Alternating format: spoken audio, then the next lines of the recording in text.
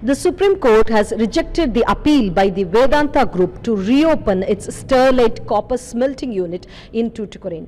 The judges also observed Tamil Nadu Pollution Control Board has failed to discharge its duties. What are the observations made by the judges? Let's talk to environmentalist Sundarajan. Hello, sir. So we learnt about this rejection by the Supreme Court. What does this signify to the industries? The Supreme Court has rejected the appeal filed by Vedanta over the High Court, Madras High Court order. Madras High Court order was very categorical that Sterlite should be shut down and should not be allowed to resume its operation. The Sterlite copper smelter in Thoothukudi will not be able to restart its operations. So, is this a final verdict? Can we say the plant will never be able to reopen?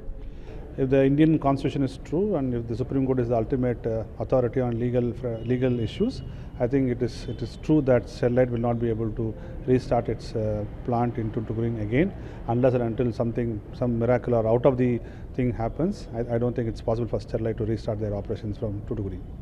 Okay. Sir, I also want to understand the judges mentioned about the discharging of duties by the Pollution Control Board. Where did they fail? Yeah, see, it's a known truth that Sterlite is a chronic polluter. In fact, the Madras High Court has observed that they are a chronic polluter. And being a regulatory body, the Pollution Control Board should have intervened, should have overseen, should have brought to the notice of the government and given notice and taken action on the chronic polluter, which I think did not happen in the. See, people have been struggling against the Sterlite plant since 1994. It's not a one-day, two-day struggle. So from 1994. So from then, Pollution Control Board should have monitored properly, should have done their, delivered their job properly, which I think Supreme Court has valid point and observed it. Credit should go to the state government because they were very, strong in not allowing this plant to reopen in Thoothukudi. So this verdict also clearly tells the Pollution Control Board to pull up its socks, and there are many more red category industries which are polluting in Tamil Nadu. I think Pollution Control Board has to wake up now and start monitoring, supervising the highly polluting industries.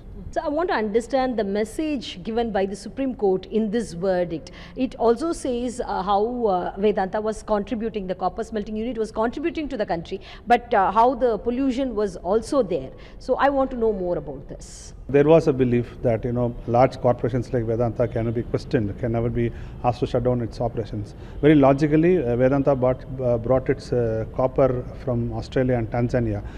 For any business to be profitable, you should have a pitted plant. This smelter should have been in Australia or Tanzania, where out of the mines they should have smelted it and brought it as a product.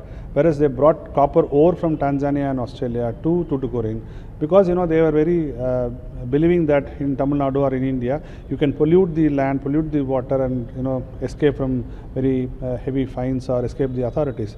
If you do mistake, people are there to watch you and you will be shut down. I think this message will have to go to the large polluting category industries in Tamil Nadu and India.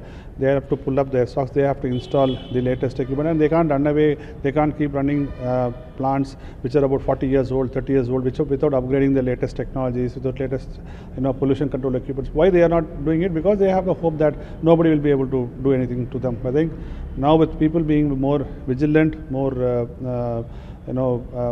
stricter pollution control boards and many other bodies to monitor them, I think it is a high time that the polluting industries wake up and stop polluting the environment.